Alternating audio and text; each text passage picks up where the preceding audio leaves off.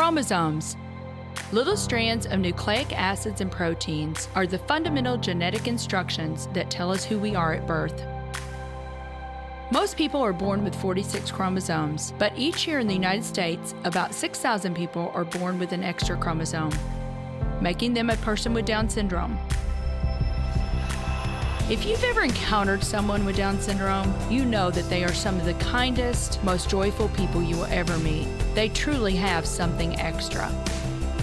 My name is Lisa Nichols, and I have spent the last 24 years as both the CEO of Technology Partners and as the mother to Allie. Allie has something extra in every sense of the word.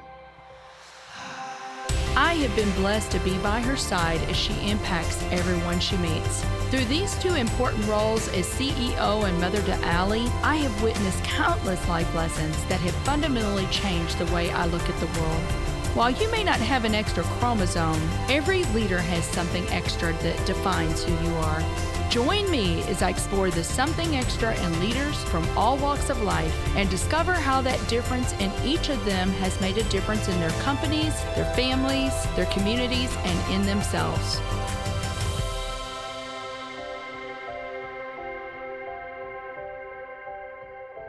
I'm excited to have Andrea Butcher on the show today. Andrea is the CEO at HRD, a leadership development company, a speaker, a podcast host, and an executive coach.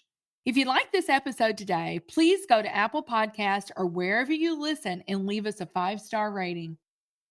So, Andrea, I am beyond excited that we could make this work. I've been looking so forward to this time with you. Well, this is one of those connections. Our mutual friend, client, Dana Tinneman, connected us. And right away, 10 minutes in, I remember being teary-eyed and feeling such a connection with you. So the pleasure is mine, my friend. We're going to have a good time, and hopefully we're going to give a lot of good stuff away for our listeners. You know, it's funny, Andrea, you may know Carey Nieuwhof. Carey Nieuwhof has the leadership podcast himself. I think he's got over 500 episodes under his belt, but he and I were having a conversation recently, and here's what he said. I love podcasting. I had these amazing guests on, and I feel like I've been in a therapy session or a consulting session. Isn't that the truth? I have grown so much as a podcast host for that very reason. Yes. Every conversation. Yes. We're so blessed. I think I'm going to get free therapy today. From you. Oh, I was thinking I was the one that was getting the free therapy. You are so sweet. So I want to tell our listeners just a little bit about you, okay? And I don't mean to embarrass you, but I do want to set it up. So I want people to know who we're talking to here. Andrea is a visionary who has a passion for people and seeing them grow. She's a talent strategist, executive coach, a renowned keynote speaker. She spent 20 plus years of her career in HR and talent development. And here are a few quotes about you, Andrea, that I want to just do a shout out. Tim Scher, who worked with you at Defenders, here's what Tim says about you. When Andrea Butcher walks in the room, you know something has shifted. Wow. Here's another one. Andrea cares for people and their organizations. She radiates this in both her actions and her behaviors. One more. Andrea is a steward and a student of what she teaches, which makes her a terrific model leader for any organization. I mean, girl, this is why I'm so excited, because you're a growth mindset person. You are all about developing others. They say you have an energy of love when you walk in the room. You have love for what you're doing, love for the people that you're serving. How did this all start? I mean, where did this passion come from for you? Did it come from you when you were a little child growing up? What's the genesis? I don't know. Great answer. I think we all have gifts and strengths, don't we? And I am fortunate to have discovered some of those gifts and to be in a position to use those. I think that's what it is. My parents have always encouraged me to go, try, do, and I grew up with that influence.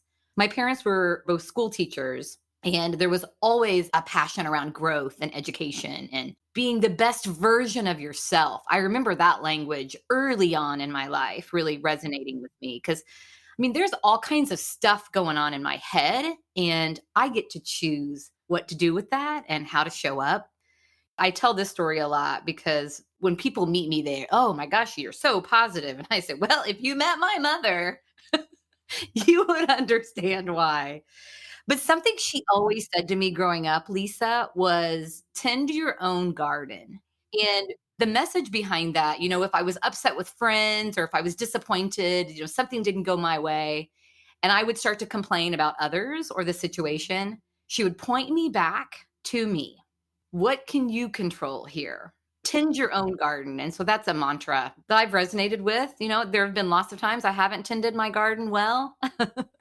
And I've learned from those situations or I haven't. Just like everyone else, I'm such a work in progress. And as a executive coach and facilitator, I try to work really hard on myself because I know that the better I am, the better I can be for the people that I serve and that I love. We could probably do a whole podcast, Andrea, on tending your garden. Right. But, you've already alluded to the fact that we were connected by our mutual friend from MasterCard, Dana. She's fantastic. And she's like, Lisa, you need to know Andrea and vice versa. And we'll talk a little bit about that because I know you've done some work with MasterCard and I want to talk about that. But when you and I first connected, I think we connected over Zoom and had our first conversation.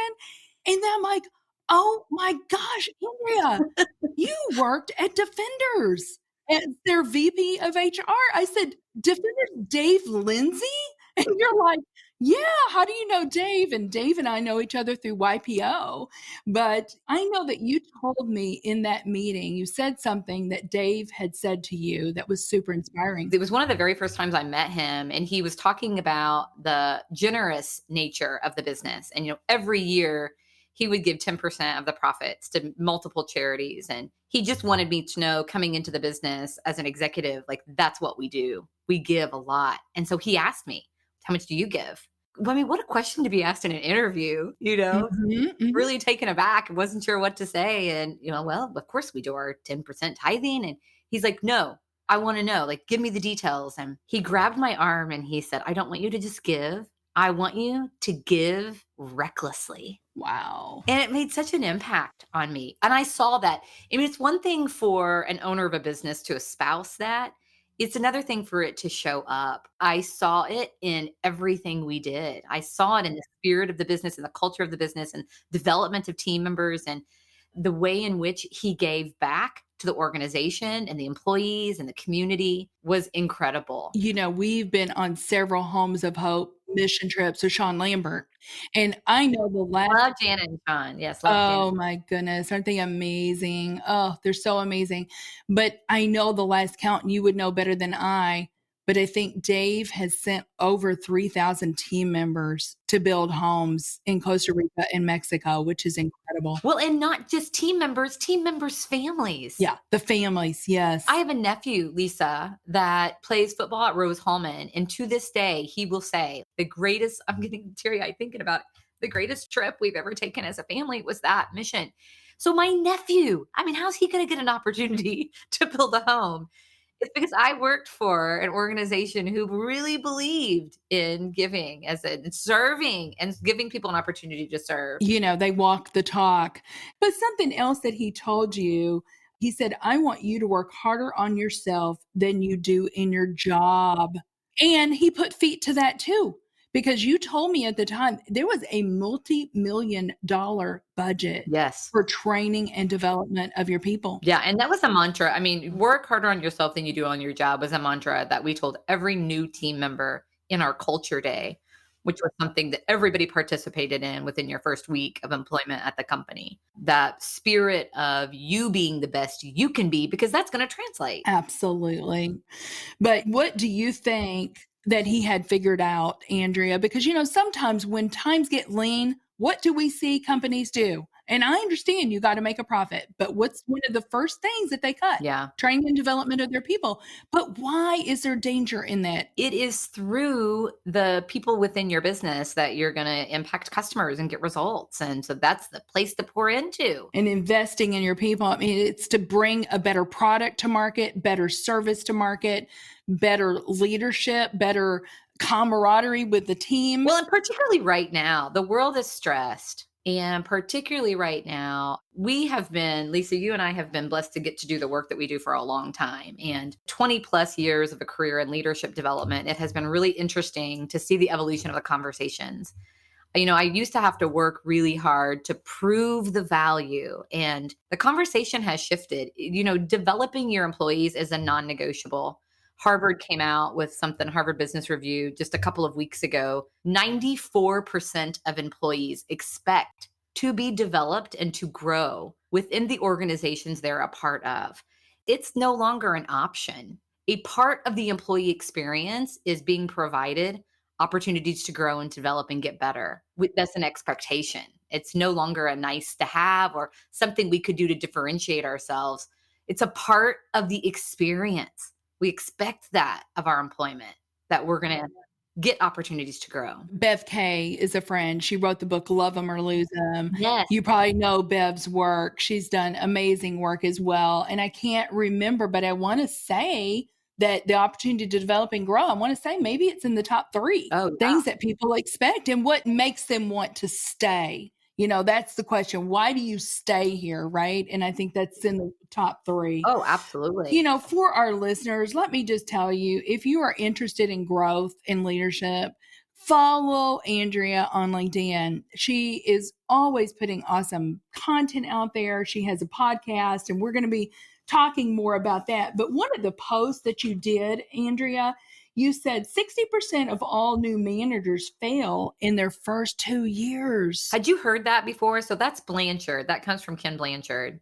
And not surprised by that, right? Because why? I mean, if you look at the research behind it, what it says is those leaders were not equipped or prepared to lead. The thing I see over and over and over in the organizations that we serve is employees being good at what they do. And so organizations saying, oh, let's put you in the manager role. And the employee doesn't know any different. And he or she wants to advance or move up. And so, yes, let's give that person that new title. It is a very different skill set. The values and priorities of an individual contributor are different than those who are leading people.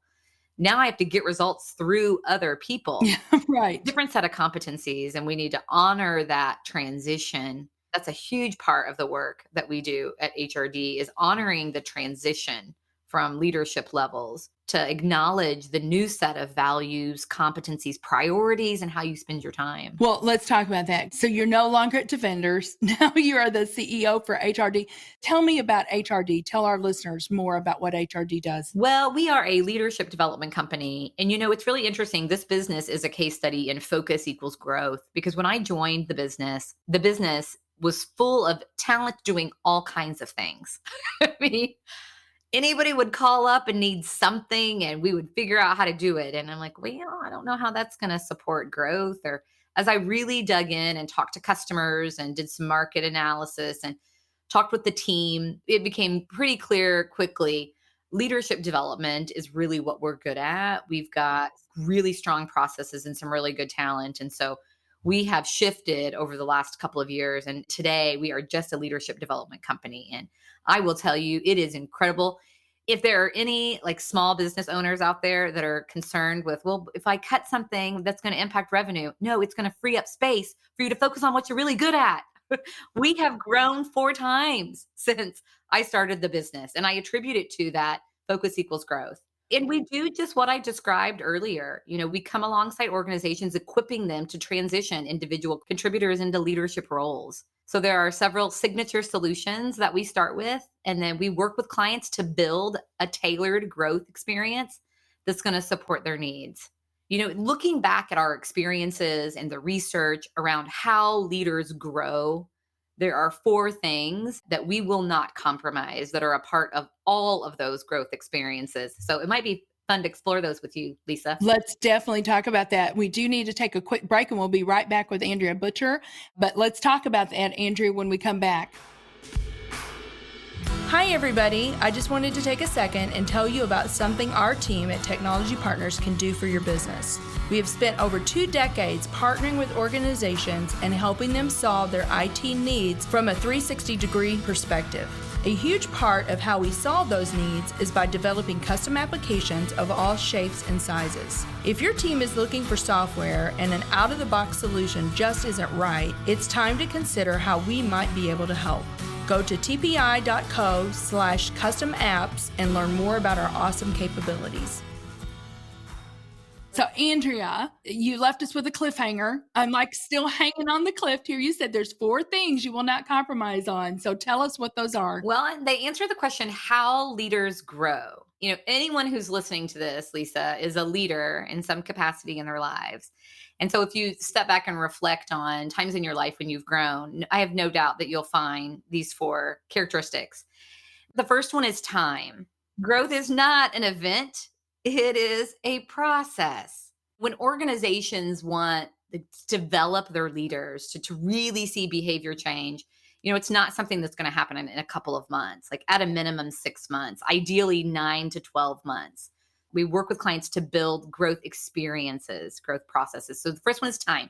The second one is focus. And I talked about that just a few minutes ago, that focus equals growth. There is so much coming at us. And a lot of times, assessment tools obviously are something we use a lot. Early in my career, I had an experience that's been so helpful for me as a facilitator coach. I went through an assessment. I got a 75-page report, and it was completely overwhelming.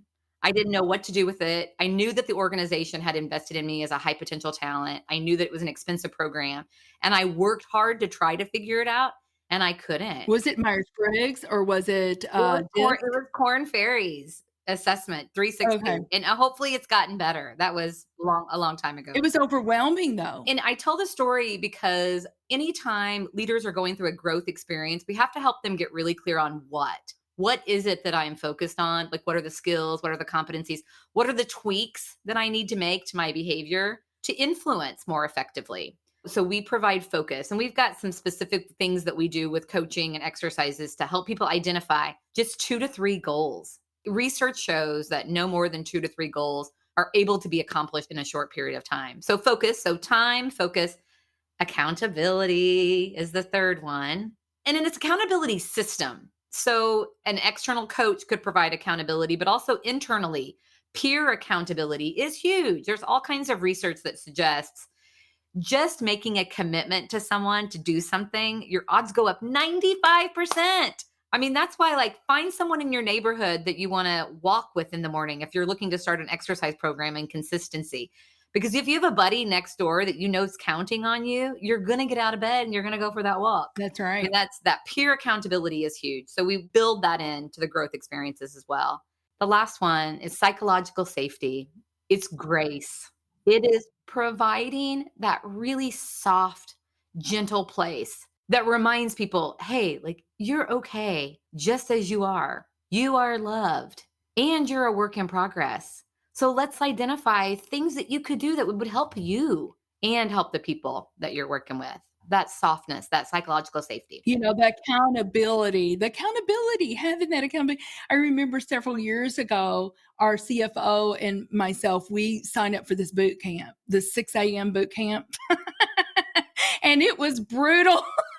It was brutal. I mean, I will have to tell you, I never got up in the morning going, yay, I'm so glad to go. But guess what? I went because I'm like, you did it. I did. I went because they were counting on you. Yes. I'm like, Christy is going to be there and she's counting on me to be there too. And exactly. Boy, and I didn't want to let her down, So something we've had a ton of success with, you guys probably have too, Lisa, in the programs that you offer, but is accountability partners in the group and asking them to choose their accountability partner. So first of all, I have chosen my partner. Yeah. And then giving them something, so if we've gone through assessment data and you've done some coaching, share your 2 to 3 goals with your partner. And when you come back, be prepared to talk about how that went.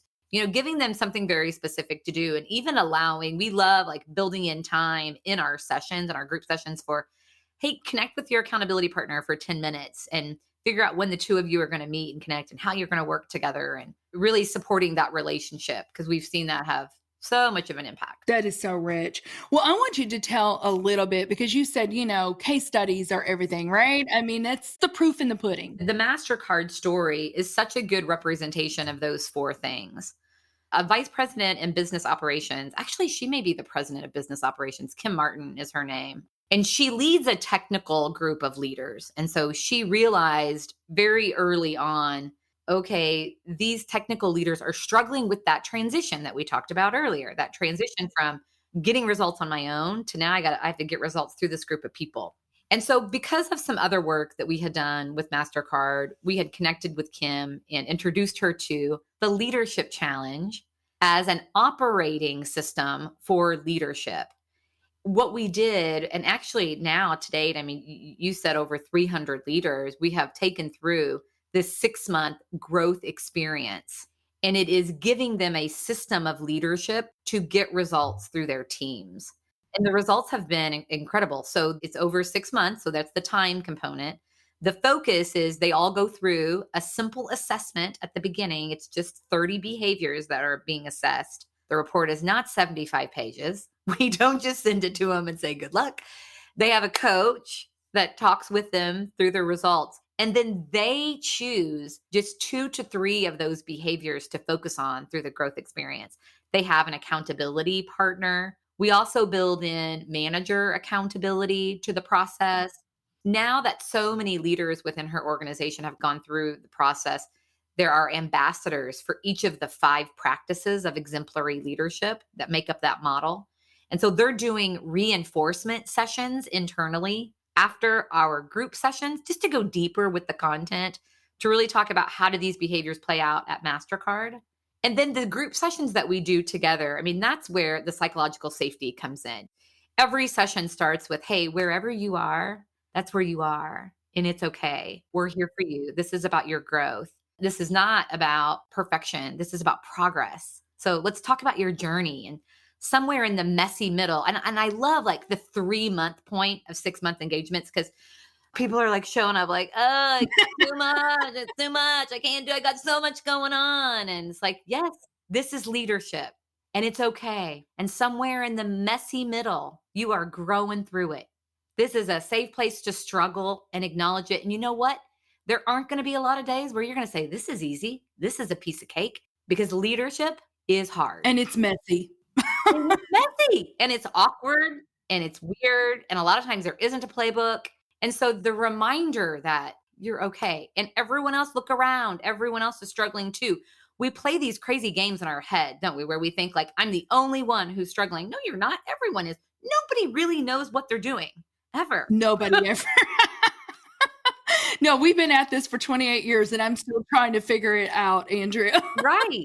I've been talking a lot about imposter syndrome lately. And the more in which I talk with people about that, just like the humanity of that. And I almost hate it that we've labeled it as a syndrome. I mean, that's the scariest of all titles, isn't it? When something becomes a syndrome. But no, it's humanness. Feeling like an imposter, feeling like I don't have it figured out. I don't belong here. I don't have what it Like, takes. accept that. That is a part of our broken humanness. We're always going to feel a bit of that. That's okay. But, just to your point, though, they've had amazing outcomes and results. Like engagement scores are higher than any other unit across the 30,000 person organization.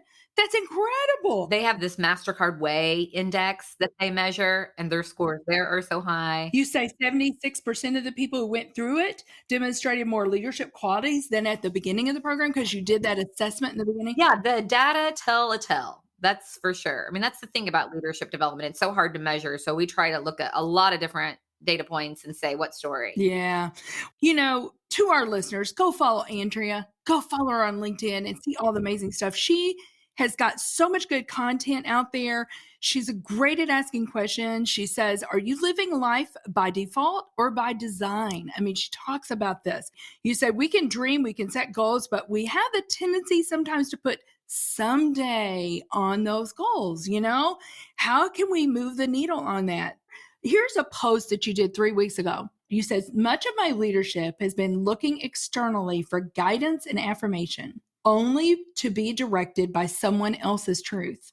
I'm learning to pay attention to my own point of view, to be quiet and allow the still small voice within me to emerge. And I'm telling you, that resonated with me because probably at that time I was feeling a little cacophonic inside. I usually have 3 or 4 books going at any one time. I listen to podcasts, so much input. My friend Cheryl Batchelder was the CEO for Popeye's Chicken, and she said, "Sometimes you don't need more input, you need to just act on what you already know."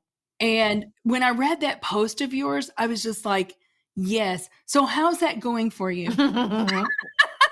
Well, it happens all the time. So this morning I facilitated an event and this is a pattern. This is why like paying attention to your patterns and your triggers and your stuff is so good because you will see patterns emerge when you get curious about why you do what you do.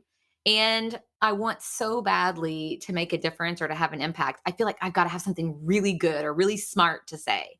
And so I'll start Googling or I'll try to find a stat and I'm like, wait a second. I've got a lot of good thoughts and ideas inside of me. Instead of like going out and finding something, I just need to be quiet and let those things come up. So this morning I facilitated a session and that's what I started to do. And then I recognized that tendency and I'm like, no, like what's most important to me right now is just connecting with these people. I'm going to connect with them and I'm going to trust that the right thing will emerge. And it did. And it was great. I felt really connected to them. That's beautiful. I love it. We'll go follow. She also has her own podcast and it's called Being, and then you have in parents at work. So I've listened to a few of those. You did a podcast on lost integration and the change cycle. So powerful. And you say, really, we have a tendency to overestimate sometimes what we're losing and underestimate what we're going to gain when we give that up. Yeah, isn't that so true? It's so true. Well, I hope our listeners will go out and subscribe to your podcast. But we've got just a couple more things to talk about, Andrea. I want to talk about this book, The Leadership Challenge. You've already alluded to it. There's a workbook that goes along with it. James Kouzes and Posner. And Yep. Posner wrote the book. They've authored over a dozen other award-winning books that I would encourage our listeners to go out and Google, maybe get copies of. But this particular book has now sold more than 2.5 million copies. It's been translated into 22 different languages. Yeah. Amazing. And it's won tons of awards. But here is the question that the authors ask. When leaders are at their best, what are they doing? So can you tell just real quickly our listeners those 5 practices? Yeah. Think of it as an operating system for leadership. When leaders are at their best, they are modeling the way, inspiring a shared vision, challenging the process, enabling others to act, and encouraging the heart. And any leader listening, if you think about a time when you were at your best as a leader, whatever that looks like for you, you'll see those 5 things. Maybe you didn't name them that way, but no doubt you'll see, something really personal in it for you. So you were convicted around it. You'll see that you were shifting a group of people from something that is to a future vision. You'll see challenge within it. You'll see people struggling within it that need to be supported and enabled and encouraged. Yeah. So model the way, inspire shared vision, challenge the process, enable others to act, and encourage the heart are the 5 practices of exemplary leadership. Good stuff. And obviously that's the tip of the iceberg, but it's the teaser, right, Andrea? To reach out to you and to engage Andrea. She is a renowned keynote speaker. She coaches. And then obviously these leadership, she can do for you what she did for MasterCard. So I have to ask you, Andrea, this is something extra. What do you believe is the something extra that every leader needs? Taking care of yourself so that you can take care of others. I love that. We don't need to say any more. We all know the oxygen. Yeah, mic drop. The oxygen mask. Exactly. So good. Well, what are you most excited about right now? How can our listeners get engaged with you? Tell us all that good stuff. Yeah, it's the things you mentioned, Lisa. I'm really excited about our podcast, Being at Work. Please subscribe or check that out if you're interested. In addition to the Thursday episodes we do with a guest, every single day we have a daily dose of leadership that's just 2 or 3 minute snippets. So what a great way to start your day and get encouragement, inspiration. Also, those are really good snippets to send to your teams if you are a leader of others, because they're really short and have some good dialogue around. And I'm also really excited about our brand new website. So hrdleadership.com outlines the leadership challenge and our other signature solutions. So you'll get a sense. I am so blessed to get to lead an amazing group of people who so inspire me. Over the weekend, Lisa, I saw something. You'll love this quote. It said, if you look at your circle and you aren't inspired, you don't have a circle, you have a cage. Oh, And so I was thinking about my circle and my people. I shared that with them at our team meeting yesterday morning. And I'm like, this is a circle that so inspires me. They're an incredible group of people. And our chief marketing officer really spearheaded the website. And she did such a good job of the spirit of our business really coming through in the website. So I'm very excited about that. oh my goodness. Well, I love what you're doing and you're making such a difference. And I just appreciate because I know how busy you are. You could be doing a seminar, you could be doing a keynote speech right now, but you chose to be with me on the Something Extra podcast. And I appreciate it. You are making such a big difference, Lisa. Thank you so much for all of the work and all the inspiration and all that you Well, do. it's all of us together, right? Hopefully making the world a better place, Andrea. That's what it's about. And investing in people over everything. I will leave your listeners with this. One of my biggest pet peeves is assets. Well, first of all, they are not your assets. They are people that are Right. empowered. Yes. That is so So good. yes, lift them up. Yeah. Well, you and I'm convinced we're going to be doing other things together, Andrea. So thanks again for being on the show. Enjoy your tea. And we'll be talking. Thanks again, Andrea. Thank you, Lisa. Thank you for listening to today's show. Something Extra with Lisa Nichols is a Technology Partners production. Copyright Technology Partners, Inc., 2019. For show notes or to reach Lisa, visit tpi.co/podcast. Don't forget to leave a review on Apple Podcasts, Google Play, or wherever you listen.